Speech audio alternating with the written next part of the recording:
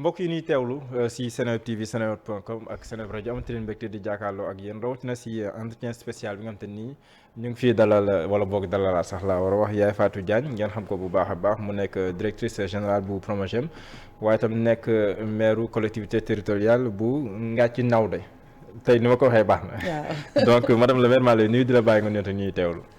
maa ngi lay nuyu Diallo di am mbégte torop ci uyu sa invitation bi ma invité tey ci sa plateau bi. di nuyu waa Seneweb TV yëpp. si je peux dire internet yi ñuy déglu waa ñi ñuy seetaan. di wax rek dañu am mbégte ñëw fii tey. di nuyu ñëpp di xam ne dañu ñëw pour waxtaan. et que waxtaan moom nit ki da ngay wax rek di nekk ci yow. sa xel wax sa xalaat. te jàpp ne dina yokk askan wi. lu ci ñaaw nag lu ci safaanoo ñu xam ne matadiwu doomu aadama la. lu ci baax yëpp nag yàlla na jëriñ ñu sénégalais yëpp daal. amiin madame le ministre déggal madame le ministre madame le maire fu mu toll nii coow li dafa bëri lool rawatina si wàllum politique demaguñu sax si ay élection mu mel ni am na ñàkk déggoo bu bëree bëri recours yi bëri na loolu d'emblée ban jàngat nga si am. alors man dama jàpp ne Diallo ñàkk déggoo amul. dafa am tuuti rek ñoo xamante ne mën naa ko tuddee malhonnêteté wala manque de bonne foi parce que texte yi nga xamante ne mooy régir élection musul am ambiguïté dafa mës a leer te ku nekk da nga am sa cër bi nga xamante ne mooy sa responsabilité nga war koo doxal. recours pour recours tey ji mën nañu wax ne li ci gën a fës mooy dañu wax ne Benno Bokk Yaakaar warul bokk ci élection yi. xam nga loolu c'est une aberration parce que ñun au niveau de Benno Bokk Yaakaar ñun fawuñu. ndaxte respecté woo leen texte yi. waaw ñun fawuñu xam nga lu tax fawuñu dañoo dem am sunu candidat sénégalais yi jox ko confiance mu tegal leen projet ak programme yu leer. sénégalais yi jox ko confiance dénk ko seen avenir mu jël ko nag wax dëgg yàlla à bras le corps jël ko. mu nekk loo xamante ni lu ko yitteel kon yaakaar naa du ñu ñëw ba war a appliquer texte ñun ñu di si def ay erreur dafa am ay malhonnêteté yu am.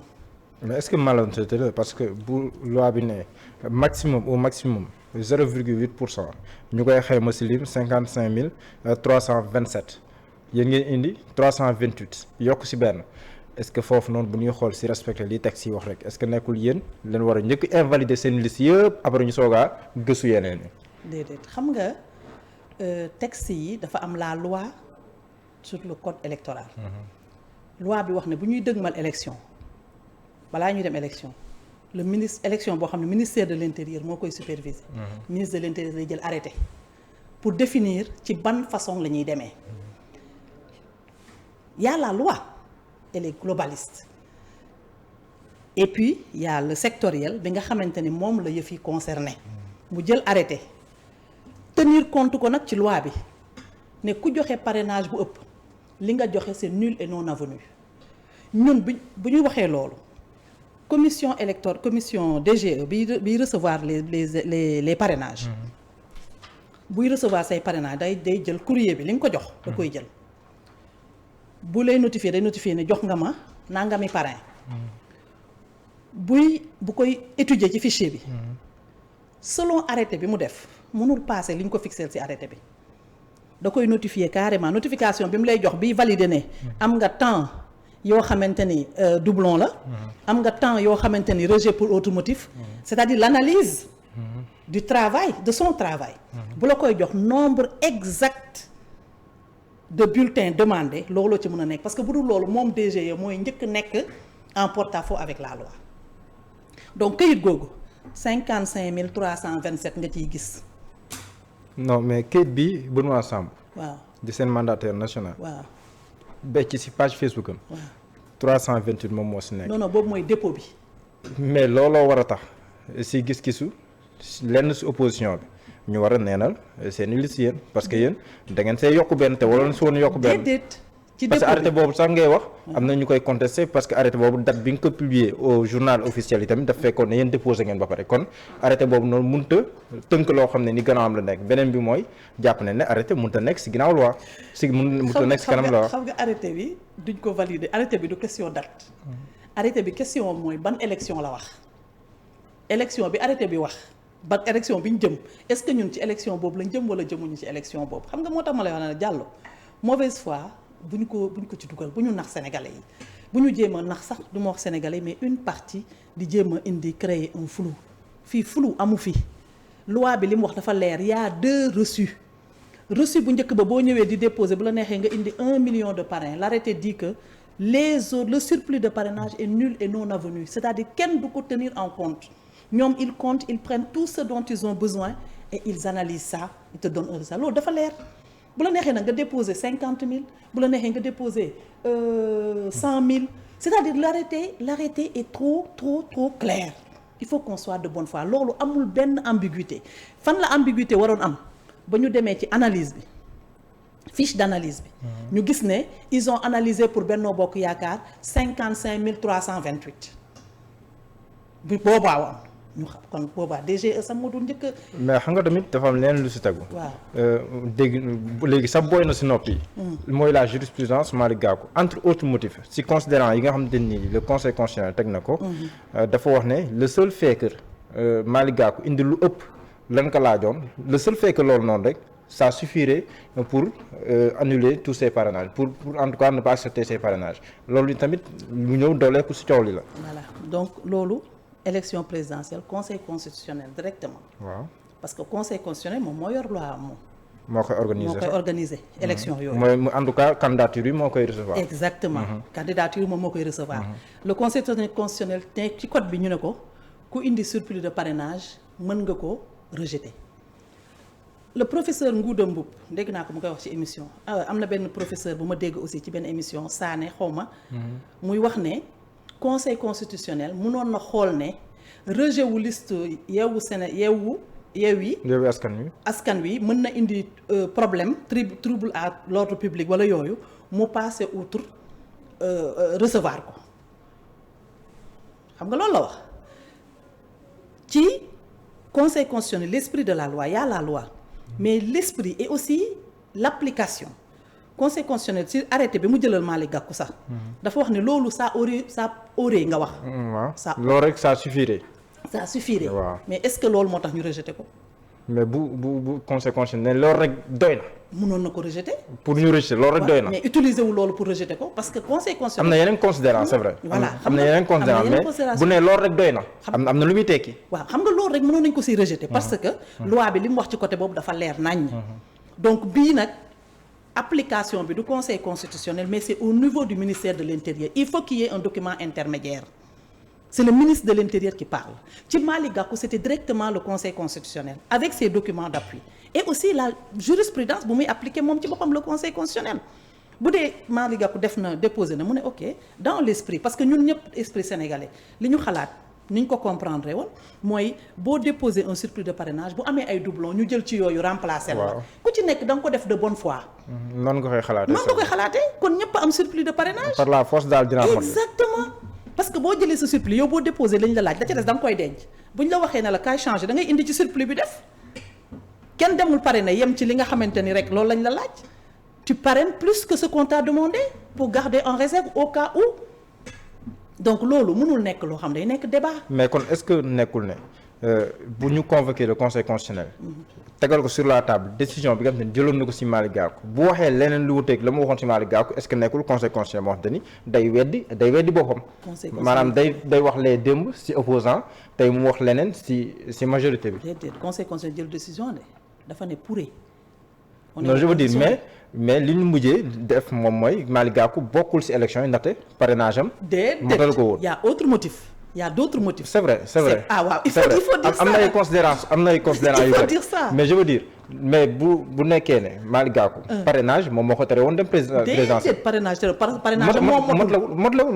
motlewul parce que waroon na compléter benn yoon ñu ne ko dafa manqué bu bëgg compléter waat na ko doo compléter waat mais parrainage moo ko teree dem présidentiel bu motaloon parrainage fu mu toll nii 2019 dina doon bokk ci candidat amaan voilà je veux dire léegi bu ne conseil constitutionnel boobu considéré ne que bu amee le fait que Malick Gakou yóbbu lu ëpp li nga ko laajoon rek loolu rek mën noon tax ñu mabal ko tey jii ci majorité bi Benno Bokk Yaakaar yokk benn ci li nga ko laajoon tamit bu waxee leneen est-ce que weddiwul boppam loolu lay laaj déedéet weddiwul boppam parce que dafa ne Malick Gakou le fait que nga déposer plus de parrainage rek mënoon na tax ma invalider la waaye invalider wu ma la décision bi mooy waaye invalider wu ma la. non loolu moom yaa ko si yokk moom. mais loolu la signifie est-ce que invalider nañ ko parce que bu ñu ko invalider woon du ñu continuer di examiner dossier ba xam ne parrainage am matul ba faram fàcceel ko lu ci baax ak lu ci baaxul ca saasa lañ koy arrêter donc il faut pas que ñuy jéem a bluffer nit ñi jàlloo di jéem a nax nit ñi yow sa bopp yaa ko wax pourree. loolu rek doyoon na pour que ñu invalider ta candidature mais on l'a pas fait c'est la suite de la phrase l'honnêteté intellectuelle voudrait qu'on la continue. non c'est vrai que conditionnel la mais. mais liñ si yokk moom yow yaa ko interprété man maa ko si yokk te yow sa bopp xam nga ne yaa ko jàngatee noonu yow ci sa bopp xam nga li ma wax. loolu moom sa jàngat la moom. déet yow li ma si wax d'accord loo ci. est-ce que invalider nañ ko ci loolu waaw d'accord naa ci loolu mais dama ne la. nit ñi wax dëgg yàlla dañuy jëfandikoo suñu xel yi. conseil constitutionnel bu wax ne dafa ne. J'ai invalidé la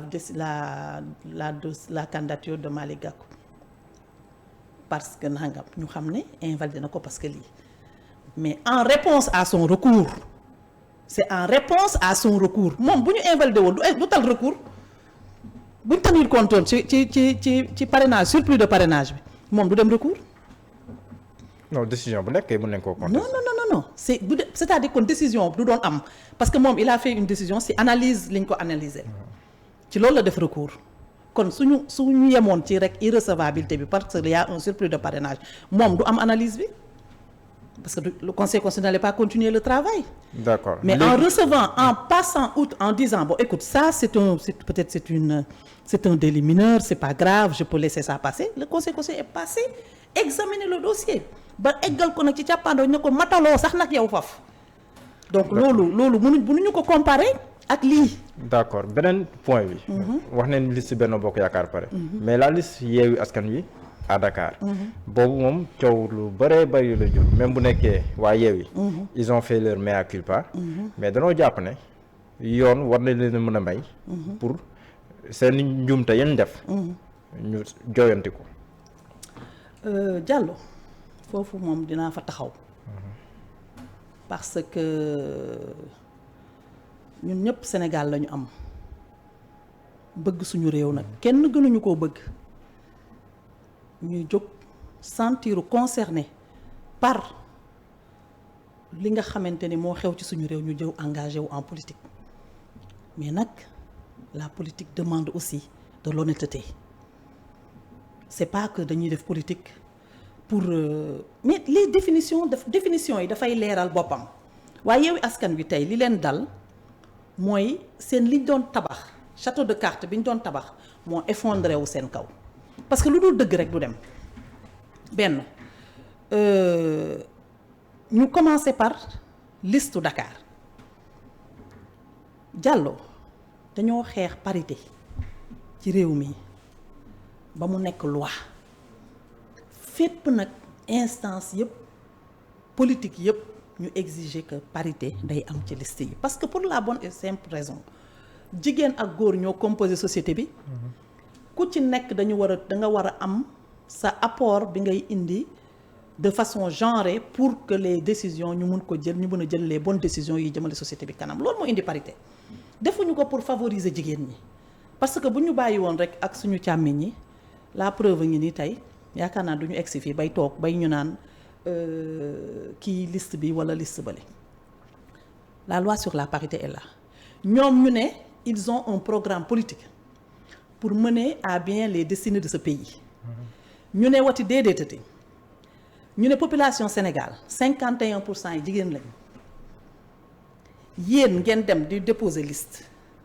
dindi góor dugal benn jigéen appliquer parité tax ñu invalider seen liste moi je trouve que ça c'est gravissime ça pose la question de la perception de la femme par ce genre de leader politique ñoom naka la ñu gisee jigéen la question se pose benn deuxième chose jigéen ban place la am ci Yewwi ci ñoom ci seen mais ñoom ci seen national bi 53 candidats sur la nationale mais dañoo totalement respecter la parité ça veut dire que ñu bàyyi xel parité lañu te foofu moo gënoon compliqué. xam nga les trains qui arrivent à l'heure n'intéressent personne. pour doo xool boobu yow.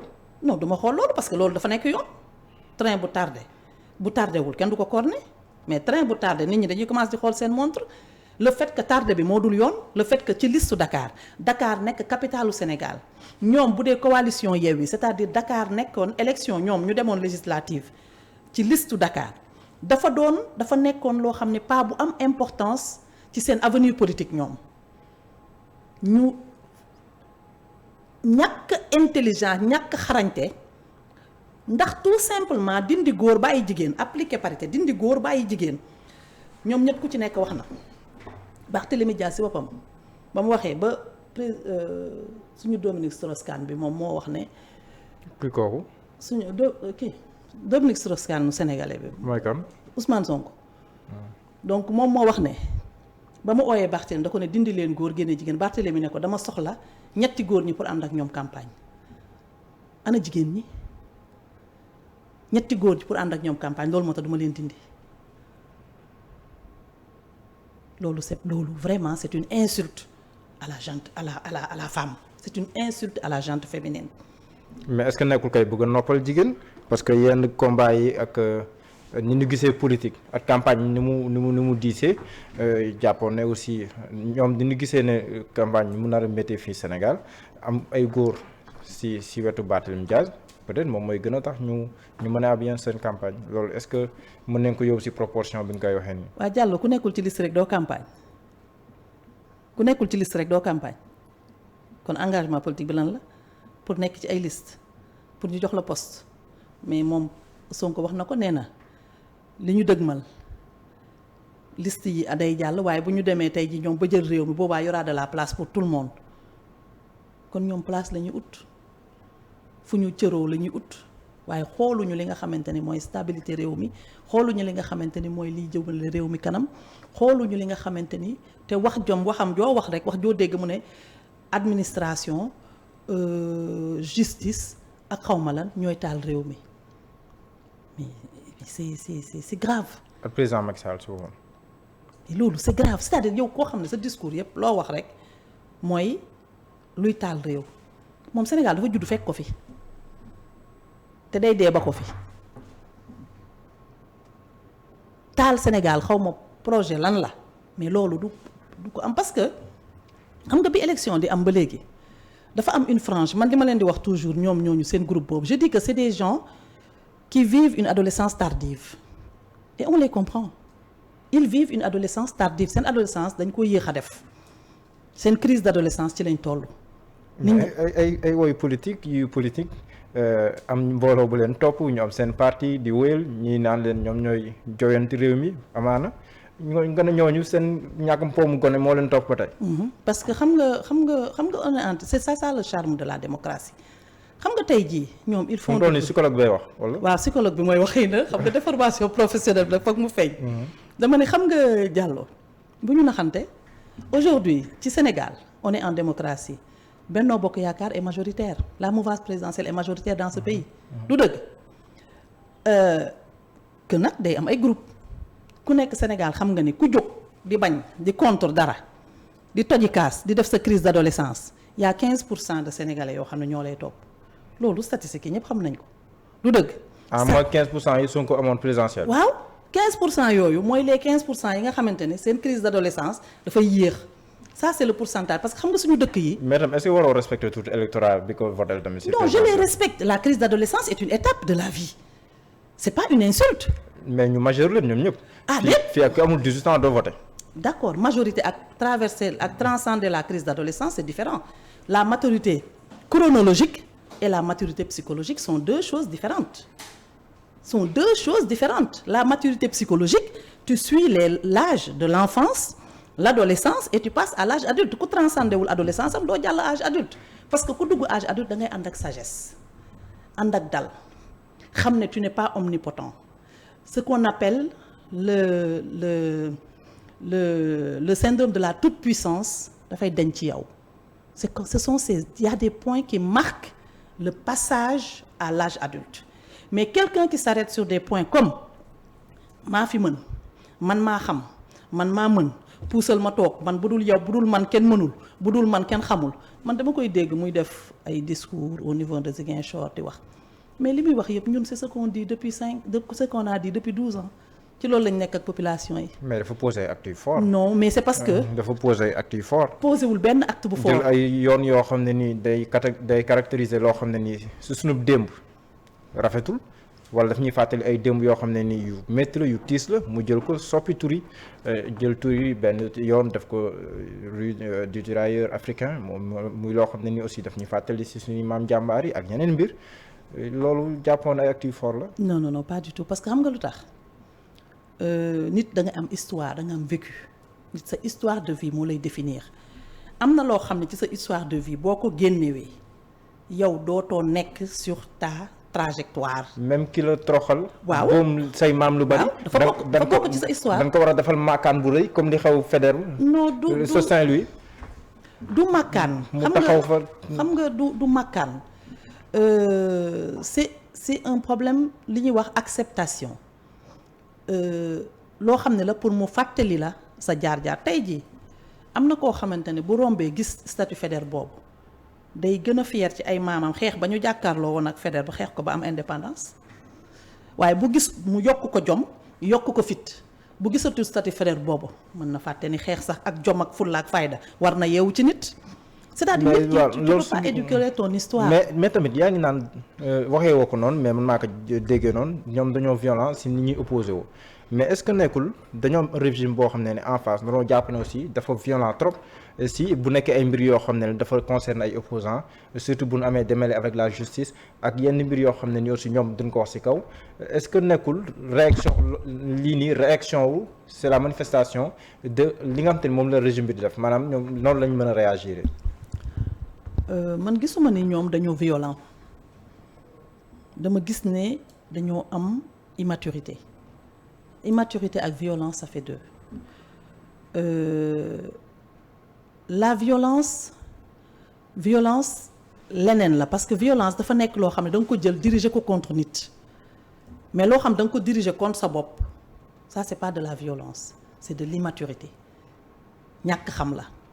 lu tax ma tuddee ko ñàkk xam mooy li ma la wax ne la la crise d'adolescence tardive tey jii pour ñu bañ a tëb on est en politique boo demee ba nekk maire tu fais partie de l'administration tu es aujourd'hui un employé du président Macky Sall mu neex la mu naqari la c'est le président de la République qui est le chef de l'administration sénégalaise le maire ak maire boo doon tu es allé aux élections les populations t'ont confié la délégation de pouvoir du président de la République ñun on est des administrateurs délégués du dëgg c'est le président qui nous délègue certaines de ses compétences pour qu'on applique sa politique maire nekkuloo président de la République moomuloo nit ñi ba war a toog nga ne yow yaay jël décision yu la neex il faut qu'on soit plus sérieux que ça taxaw di jaay xam nga loolu mooy lan adolescent xam nga lu def seen kër papaam xam nga ñoom de comme Macky Sall mooy suñu papa ñun ñëpp.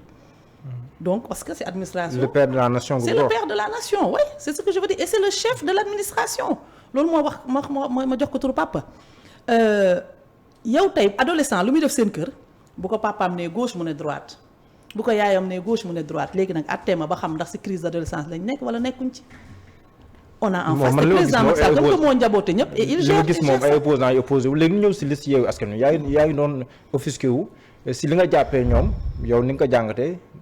joxuñu gëdd jigéen loolu moo leen yóbbee lii. waaw ñàkk jox gëdd jigéen moo tax ñu toog ba en 2022 que une liste pour des ñoo xamante ne une coalition bu am un projet de société soxla woon naa nag wax dëgg yàlla ku mel ni Tata Aïda Mbodj moom tey je voulais savoir comment elle se sent parce que moom moo porté woon parité. ñàkk déggoo la est-ce que du ñàkk déggoo ci politique seen biir taxawu Sénégal ci boppam ñàkk déggoo seen biir est-ce que nekkul loolu indi jafe-jafe bi et non la parité. waaw léegi ñoom ci ñàkk déggoo boobu loolu la ñu bëgg a gérer réew mi ci ñàkk déggoo boobu moi je te parle d'une coalition qui a un projet de société bëgg a jiite réew mi ñàkk déggoo justifié na ñu bañ a appliquer parité. non bëggoon nañ ko appliquer.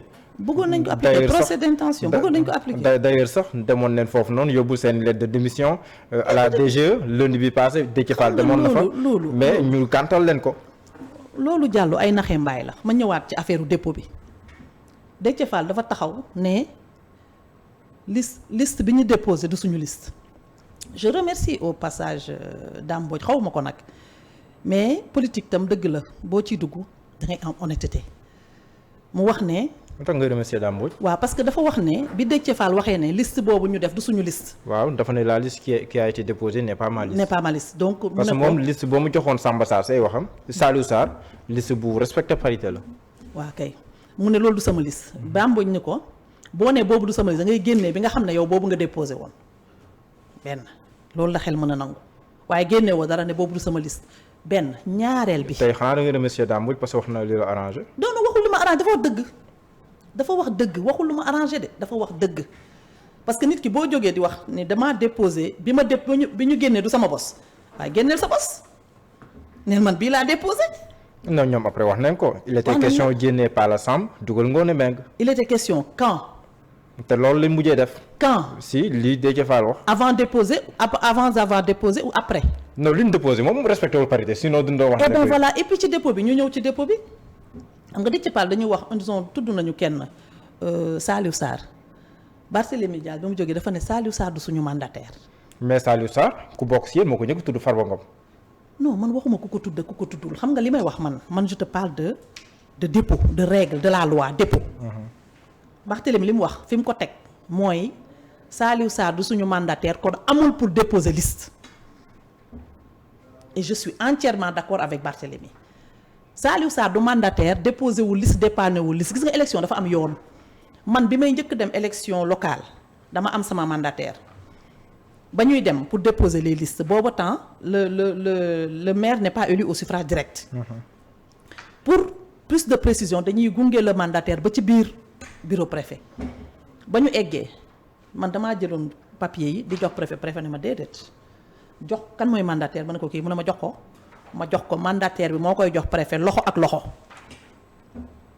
kon Saliou Sarr wala keneen mënta déposer liste c'est pas possible c'est Déthié Fall lui-même qui est habilité à déposer les listes foofu la ko baxti teg ne Saliou Sarr déposé wul mënul déposer te déposé wu ko Déthié Fall moo ko déposé bi mu defee la muy def président Sonko Ousmane Sonko wax na leen ne leen dama woo Déthié ne ko ba 23h bu 0h di jot bu ñoom waa taxawu Dakar bu ñu réglé wul le problème qu'est-ce que tu vas faire il lui a dit je vais prendre mes responsabilités Ousmane Sonko moo ko wax ne Déthié moo ko ne je vais prendre mes responsabilités alors la prise de responsabilité c'est quoi c'est déposer comme ça la liste pour qu'on invalide la candidature de Dakar ça veut dire quoi xam nga li am yëpp ñun ñëpp tam ay borom xel lañ ils ont vu que muy Ousmane Sonko muy keneen ils ont vu que Barthélémy Diaz est en train de sortir lui aussi Ousmane Sonko bëggul concurrent. ah bon waaw. Ousmane Sonko moom moo nekk si ginnaaw li am. néew ma xam nga du boo ko accusé néew ma moo ci nekk de néew ma moo ne ci ginnaaw. d'accord mais meru ci de. ah bon waaw parce que nag ñaari kuy duñ bokk mbalka te ñu moom Barthélémy xam nañ ko ndax mais Barthélémy dafa def avancée politique nekk maire Dakar ci biir benn coalition ñoom ñaar ñu bokk génération yaa ngi dégg. Barthélémy Diaz bu ñu demoon tey élection locale résultat élection yooyu. Par A ou par B dina am benn légitimité bu muy jox Barthélémy et Barthélémy est le maire de Dakar aussi il est le maire de Dakar ça lui donne une visibilité boo xamante ni wax dëgg yàlla buntu la donc pour prochainement kuy diriger xaw ma coalition lañ am xaw ma leneen et pour aussi l'avenir politique parce que Barthélémy appartient à un parti qui est le parti socialiste. qui a eu à diriger ce pays taxawu Sénégal la bokk moom. ah taxawu Sénégal d'accord taxawu Sénégal c'est une dérivée au parti socialiste. mais sànq yaa ngi naan Sonko bëggul concurrent. waaw Sonko jàpp na ne benn concurrent la am suñu Sénégal te Macky Sall la tudd. dafa jaawarle kooku du concurrent am. kon Barth mooy concurrent am. déjà foofu na régler problème boobu après Macky Sall moom bu pare au niveau de Benno Bokk Yaakaar dina xam ñeneen ñun ñooy concurrent am parce que waxtu bu jotagul kenn mënu koo julli jàllo. waxtu bu jotagul kenn du ko julli 2024 egseegul wala beneen élection egseegul fi mu ne ci élection locale la ñu toll. mën naa la wax la même chose. de Barth rek Sonko amul dara lu war a mën a tax ñoom ñaar ñu jàkkaarloo. calcul politicien moo tax ñu jàkkaarloo moo tax li am calcul politicien keroog ba muy def point de presse am ba wéet na fa de moom kese moo fa toog ana yeneen leaders yi. ñu ngi woon ci Déthié Fall. pour xool recours yi nan lañ koy defee. ñoom ñëpp pour recours ñoom ñëpp. ñoom ñëpp pour recours tout le monde man sama yaay Aïda Mbodj nag bëggoon naa bu toog si wetu Ousmane Sonko pour wax ñu le fait que parité rek tax ñu annuler liste Dakar kooku bëggoon naa mu wax ci. am na ñu naan Khalifa Sall moom moo nekk si ginnaaw mbir mi parce que bëggul baat di gën di rayonné yow loolu moom. mooy li ma la wax léegi rek. xam nga calcul politique moom. mën nga xaa dégg loolu. waaw loolu c'est la jalousie humaine loolu mën na am jalousie humaine day am nit mën nga am étape yoo xam da nga ko doon def ci sa jéego ci sa àddina nga dem ba ci biir mënoo koo def di nga gis ku ko mën a def soit di nga ko yéene wala nga bañ ko yéene donc mosoon naa fi wax ne le président Abdoulaye Wade dafa bëgg a def de la vie de Karim Wade la rectification de sa propre vie Barthélémy Diaz ak Khalifa Sall relation boobu mënoon na am seen diggante mais nag la nature ne triche pas Barthélémy Khalifa juru ko. mais kon Bart moom ban situation la war a nekk Khalifa wóorul Sonko wóorul te ñoom ñett ñooñu ñoom ñaar ñooñu jàppoon nañ ñu waroon na mën a jege Bart leen di ko dooleel. waaw mais parce que xam nga gis nga ku nanguwul doon taalibe doo doon sëriñ Khalifa Sallo Barthélémy Diazo ci coalition Benno Bokk Yaakaar la ñu bokkoon nit boo àndee àddina da ngay nangoo doon taalibe munoo ne Macky Sall moom président Macky Sall moom la fi yàlla teg nga ne du ma ànd ak moom damay jóg xeex ko contribution pendant que le Sénégal doit marcher Sénégal ñu ngi war a dox réew maa ngi war a dox ñu ngi war a dem président Macky Sall moo yor lengay mais ku am looy contribuer pour une opposition de contribution mais contribuer si lu jëmale Sénégal kanam. mais est-ce que nekkul ne yéen Dakar xam ngeen ne fu mu toll nii moom bu ñu sukkandikoo si local yi jafe na leen lool sax bu ñu ko xoolee si résultats yi weesu da ngeen doon ñaan une occasion rêvée pour mën a gagner Dakar si ni nga bëggee far nag li am ngeen jafandu yéen ñëpp foofu jàpp ne fu mu toll nii moom comme Yewwi bokkul rek fu mu toll nii seen mbir baax na est-ce que nekkul tamit ne yéen. premièrement vous réjouissez de li xew Dakar ñaan bu nangu sant yàlla la nit da koy sante yàlla ndax ku xëy da ngay ñaan nañ yàlla ba yàlla peut-être ñoom dem nañ ba def ay erreur li ñuy wax ci seen cupidité bopp dem na ba induire leen en erreur ba ñu egsi fi nit ki nag bu làmb amee walla sport bu mën a am sa adversaire pour nga gagner ko bu deful erreur doo ko gagner donc si ce sont les règles du jeu. mais na fekk jongante mais fii moom jongante sax doon seen diggante est-ce que dina nekk une victoire boo xam ne ni bés boo leen ko amee c'est juste une éventualité dara wóoru si dina traduire dëggantaan li ngeen di peser si Dakar bu Yewwi bokkul. élection tàmbalewul ca jour vote ba ca décompte voix yi ca résultat ya élection mu ngi tàmbalee ca préparation ca la élection tàmbalee mbëri sax bu ñu amee combat dañ la naan ca préparation ba ngay gagner combat wala ca nga koy perte donc partie préparation bu ko négliger c'est une partie très importante et ça dit beaucoup de choses mooy question bi ma posé léegi. D'accord. Aujourd'hui c'est hyper grave que Yewwi Askan Wi te man dinaa xool est-ce que amul disposition bu dee am na loi disposition yoo xamante day tax ñu porter leen plainte pour qu'il se justifie qu'il explique. Aujourd'hui kon exclure une plainte contre Yewwi Askan Wi. non parce que le fait de ne pas respecter c'est une insulte à la gente féminine man dama ko jàppee insulte combat jigéen ñi laa ko jàppee et si je trouve que man looloo ma gën a metti ci mbir mi bu ñu ne woon sax juróom-ñetti nit lañ déposé wala fukki nit lañ déposé ma ne waaw mais dindi benn góor bàyyi dugal benn jigéen mu tax ñu invalider liste bu toll noonu coalition bu toll noonu c'est hyper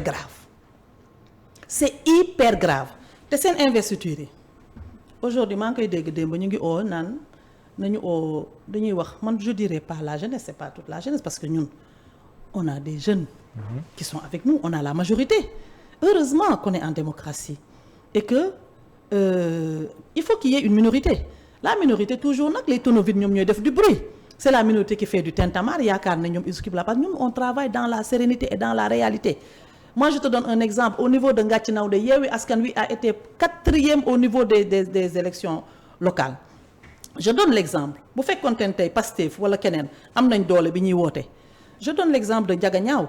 Ndiaga Niaw, c'est le numéro 2 xawma lan de Pastef qui était là-bas. Diomaye Faye. Il est placé 2e 17% la am. Derrière Docteur Tening Sène. c'est ça la réalité en fait du pays ce n'est pas le bruit bi nga xam ne ñu ngi koy def ci internet mais Ziguinchor pënd Sonko sax gisoo leen ko. c'est tout à fait normal. pënd Dakar pënd Barthélémy Dias sax gisoo leen ko. c'est tout à fait normal loolu c'est tout à fait normal on est en démocratie loolu c'est tout à fait normal. Guédiawaye Parcelles Assainies non bëri na. ñaata nga limagum ci yaa. am na yeneen yu yaa 457 collectivités. la liste n'est pas li nga limagum matagul 10. yaa 457 mais boo xool si électorat ku la ne gagné naa Dakar Guédiawaye. à part Sonko waaw Parcelles. waaw Ziguinchor. waaw mais loolu rek lu muy tekki mais c'est énorme sur du point de vue électoral. ñun ce qu'on a gagné c'est plus que énorme alors c'est plus que énorme ah non c'est ça on est en démocratie ñun bañuñu ne il faut que mu am lu ñu perdre parce que on est en démocratie si on avait 100% mais on serait plus en démocratie. d'accord yéen seen liste jigéen a ko jiite waaye benn jigéen la boo xam ne nii. wan nañu ay façon yu bëree bëri.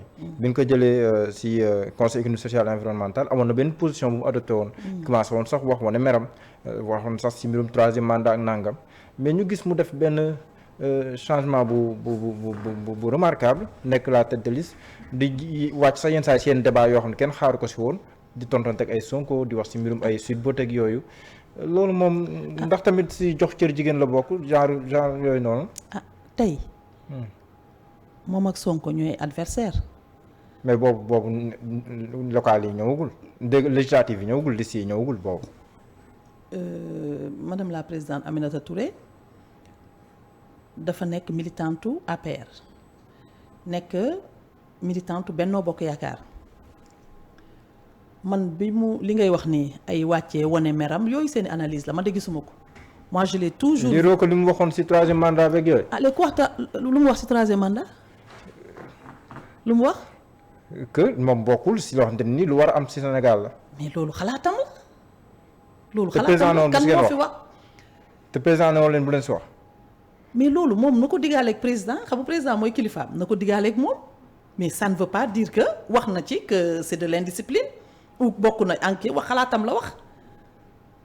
la wax et la question de cette question là ne se pose même pas donc loolu du débat loolu wanewul ne dafa mer wala dafa lii wala dafa laa c'est pas ça c'est parce que ça veut dire madame Mimi Touré a eu des responsabilités dans notre parti elle est militante elle a eu des responsabilités administratives loolu taxu ko mu génn ci coalition bi et pour ñëwaat encore ci ñàkk nawloo man waa Yewwi Askan Wi dañu nawloowul jigéen ndax ñàkk a nawloo jigéen dégg ko démb bi muy wax Dominique Strauss-Kahn bi muy wax démb ca.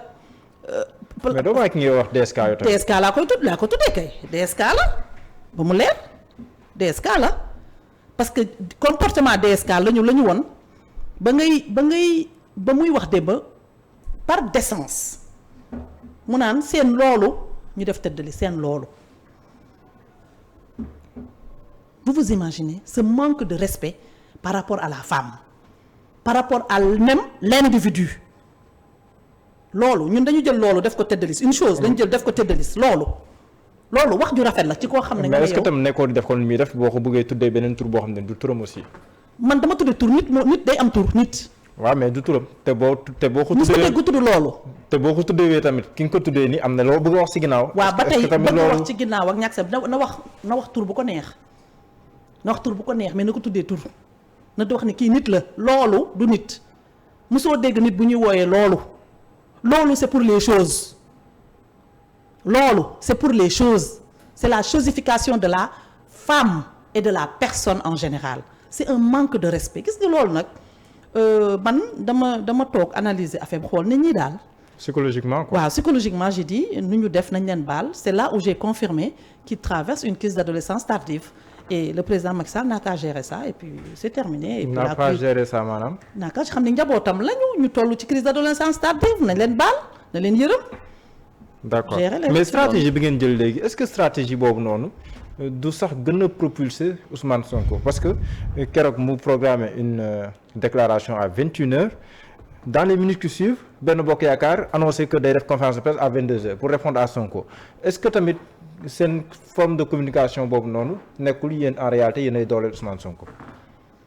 waaw xam nga wax bu tegoo da ngay teg weddi gi ci côté bi ndax comme on dit seytaane yàqul xel waaye yàq na xalaat ndax bu waxee nga bàyyi wax ji daw diggante boobu nit ñi di exploiter waxam ji mën nañ koo gëm mën nañoo gëm li muy wax parce que les techniques de manipulation gis nga pour une frange surtout la frange qui est en phase d'adolescence que ça soit précoce normale ou tardive gëm lu dul dëgg moo leen gën a yomb seen esprit dafay capter lu dul dëgg moo tax xale yi da nga leen di dégg ñu naan dëgg neexul expression dëgg neexul ku ko génne ce sont les jeunes dëgg neexul pour eux la vérité dafa naqari parce que âge fi ñu toll la fi ngay toll ci sa maturité psychologique la dëgg di neexee wala di naqari. yéen communication moom da ngay topp rek Sonko moom mooy wax. après ngeen jénn toogaat xaar moom kon moom mooy déterminer le tempo. est-ce que communication si ñoom ñoo yor nguur kon yéen finalement doo leen communiquer. si ñun dañuy communiquer si suñu liggéey. parce que li ngeen di def kenn xamu ko lii Sonko di def lañ xam parce que moom bu toogee wax dina wax li mu def yéen ngeen ñëw au lieu ngeen di wax li ngeen def mais ngeen di wax si li Sonko wax ça veut dire que moom il gagne doublement dina waxal boppam dinañ ko waxal est-ce que yéen moom. non foofu forme de communication boobu tamit war nañ ko jooyal parce que xam nga ñun dañ nekk si deux fers. ñun dañu nekk di doxal. ci wàllu état nekk sur le terrain politique. di surveiller suñuy arrière. booy doxal nag ñun li ñuy communiquer essentiellement mooy ci suñu réalisation li suñu président de la république di liggéey ñun ñi nga xam ne ñooy les exécutifs locaux li nga xam ne ci la ñuy xëy suba ak ngoon pour améliorer les conditions de vie de nos populations régler suñu projet ci loolu lañ ne. moom nag mi nga xamante ne mu ngi ci terrain politique bi rek la féetewoo bu ñu tuddee dañ koy tontu bu waxee ay waxam te tudduñu amuñu si moom soxla. lan ngay xaar si décision yi nga xamante ni moom la conseil constitutionnel war a génnee si seen liste yéen. wala boog si seen coalition bi yéen par rapport aux législatives. d'une part et de l'autre si wàllum Yewwi Askan Wi.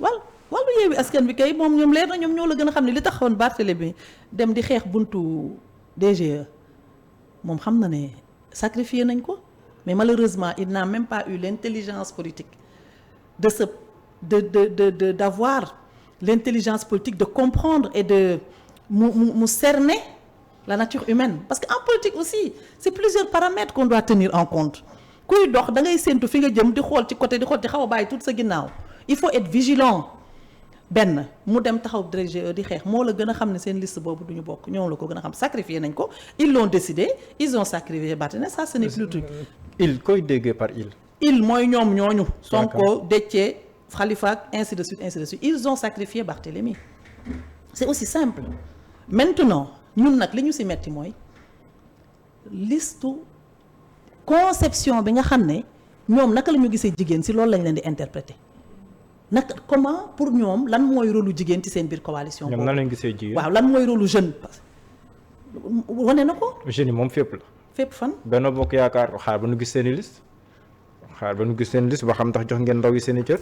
ba suñu liste mais la moo tax nga ne ñoom joxuñu cër jigéen. mais joxuñu cër jigéen parce que parité appliquer parité moo leen poser problème ba mënuñu koo def ba ñu invalider liste bu toll ni Dakar ça c'est impardonnable. appliquer parité la wala am allié bu bees boo war a dugal tam say liste mu créer yeneen aménagement yoo xam ne nii à la dernière minute nga ko waroon def est-ce que nekk looloo indi lii et non le problème lié waaw allié boobu amul jigéen. allié boobu amul jigéen. góor la indi Joseph. amul jigéen c'est plus grave encore yow li ngay wax nii c'est plus grave. non man kay li ma wax très grave. parce que li ngay wax nii dafa gën a grave.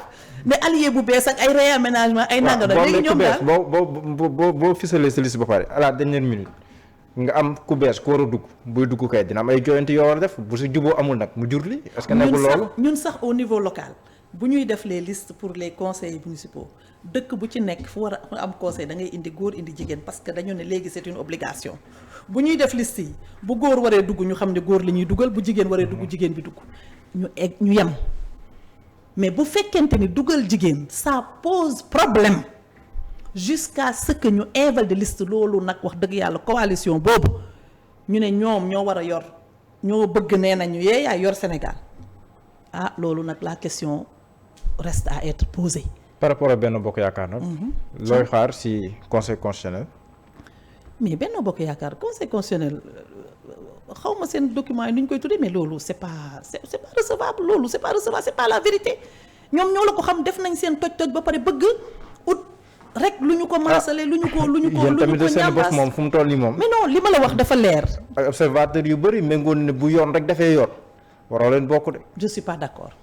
observateur seen yi benn boobu. dégg naa ñaari observateur ñooy professeur Ngouda mais c'est pas vrai parce que professeur Ngouda Mboup na wax ci arrêté bi nga xamante ne moom la ministère de l'intérieur jël na ci wax léegi na ñoom. arrêté boobu déjà date bi nga ko publier journal officiel ça pose problème ba pare arrêté mënut a nekk ci kaw une décision du conseil constitutionnel. léegi lu tax arrêté bi moo fixé nombre bi lu tax ñu respecté nombre bi par rapport ak arrêté bi lu tax ñu respecté nombre bi ñu wax parce que ci code électoral bi amoon na benn disposition buy wax ne diggante 0,5% ak 0,8%. ñu xam ko diggante.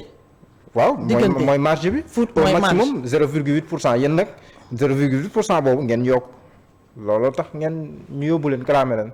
mais recevabilité bi conseil constitutionnel DGE booy xool analyse bi ma la wax. reçu yu génn na. DGE mënul jël plus que li nga xam ne moom lañ ko jox donc loolu amu ci. te ma gis ko moom. loolu amu ci loolu daal ñoom fi mu ne seen tojaange gi ñu def daal. moom la ñu bëgg a puudar bëgg fi indi ay wax ay ñun fawuñu. nekkuñu sénégalais dékkuñu ñu seen avenir ñu nekk di caaxaan ba dem élection jot ñuy def ay erreurs yoo xamante par rapport au texte moi je te donne un exemple. pour les élections locales parce que ñoom xamuñu. seeni représentants ils avaient attaqué ma liste pour dire qu'elle n'est pas paritaire que respecté wu ma parité fu ma ko respecté wul ñun on a 23 conseillers sur la liste majoritaire. fin bi da ngeen jiital ñaari góor wala ñaari jigéen. voilà ñoom ñàkk a xam. loolu yoon maye na ko. voilà déedéet mais ñoom comprendre uñ ko ba ñuy def élection ñii nag lii moo leen dal ci loolu mooy la même chose par rapport. non ñoom nee nañ dañoo laajte wala dafa am ku leen wax ne. bu nekkee ne cette personne la boo tegee ñetti góor tëjee ko garaawul ça passe nee neen loolu la non c'est pas question que ça passe ça veut dire que la loi elle est très claire moo tax ma ne la loi dafa ne la parité s'applique au dernier chiffre pair. liste boo xam ne 23 la 22 yi ci la parité bi di yem. du ça passe bu la neexee nga def si góor bu la neex nga def si jigéen du ça passe de c'est pas ça passe. non ñoom nee nañ déjà danoo laajte am ku leen wax loolu. voilà non du question looy laajte c'est la loi dañu war a dem xam texte yi. ñu bàyyi manipulation bi. loolu noonu ñuy wax noonu ça passe ou ça passe pas bu neexee DGE ou bu neex affaire bi du bu neexee DGE du bu neexul DGE c'est il faut qu'ils ramènent les Sénégalais à ça du bu neexee DGE bu neexul DGE il y a des textes qui régissent l'application de la direction générale des élections. direction générale des élections mënu def lu ko neex. keroog kii moom ci boppam Dominique Strauss-Kahn wax na ne. waaw doo bàyyi ki nga DSK. man kay noonu laa koy tuddee. lu tax. noonu laa ko tuddee rek. waaw. dégg nga ba mu ñëwee nee na l'administration depuis quand l'administration refuse un courrier.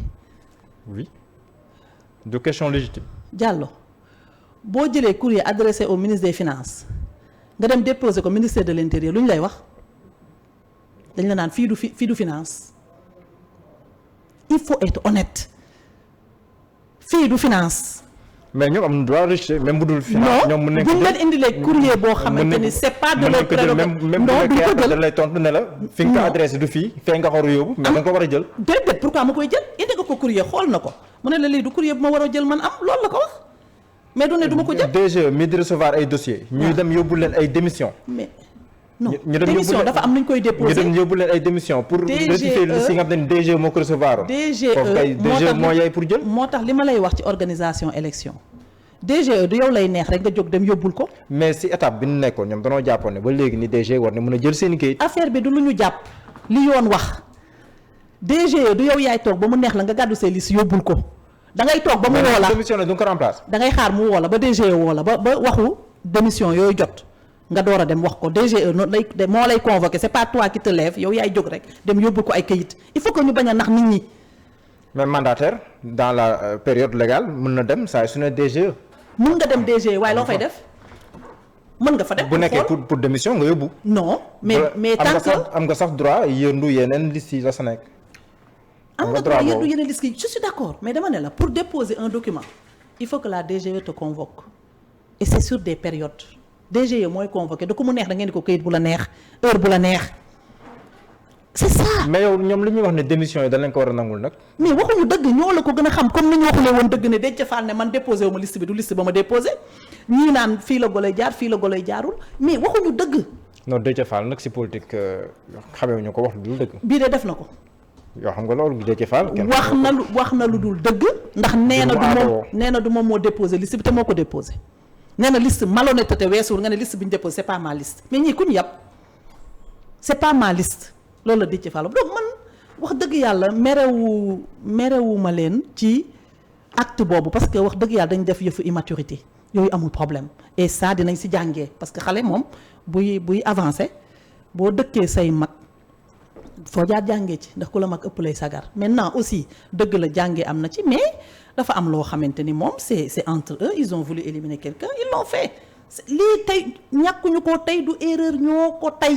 Sonko Déthié Fall ak Khalifa Sall ont voulu éliminer Barth. ñoom ñëpp ñoo ko tey pour éliminer Barthélémy man nag li ma metti ci éliminer bi ñu jaarale ko ci ñu ñambaas ci parité bi looloo ma ci gën a metti nag man parce que parité dafa nekk loo xam ne waruñu ko fooyee sànq maa ngi dégg Dame Mbodj naan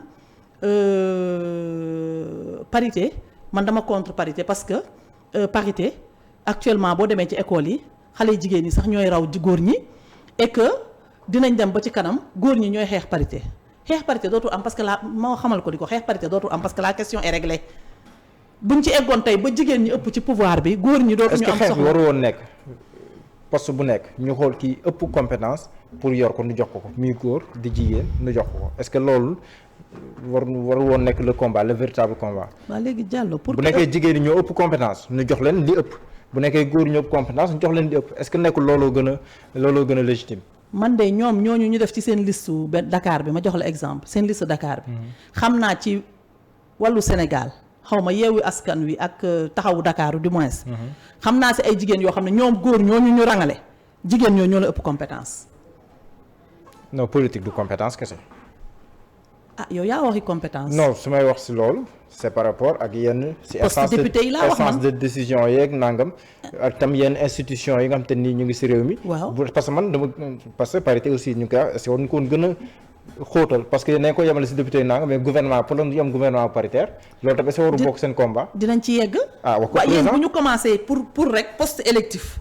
non seen logique bu ñu toppee seen logique kay est-ce que war a wax président de la République président Macky Sall poste mu def ne mu ko doon defoon ni mu si premier gouvernement déet poste électif nombre de góor ak nombre de c'est vrai loolu loi bi wax électif c'est vrai mais dama ne est-ce que war nu ko pousser plus loin. waaw nañu régler électif bi ba pare parce que électif bi réglé nañ ko parce que bu ko respecté wul doo dem. réglewul parce que bu nekkee benn mbokk jusqu'à aujourd'hui mu ngi am ay coalition ay nit yoo xam ne ñu ngi bëgg ne dañoo bëgg jël réew mi te parité boobu d'accorduñ ci kon problème boobu réglé gul de. non unanimité moom. déet du luñ mën a saal. ah da nga bëgg par rapport à la loi. il faut moom unanimité. mais application lay doon appliquer c'est une obligation. mais ñu koy appliquer. ah appliquer nañ ko nii ba ñu invalider lu toll ni liste Dakar. justement c'est parce que da nga ko appliquer. mais invalidation bi dafa am conséquence.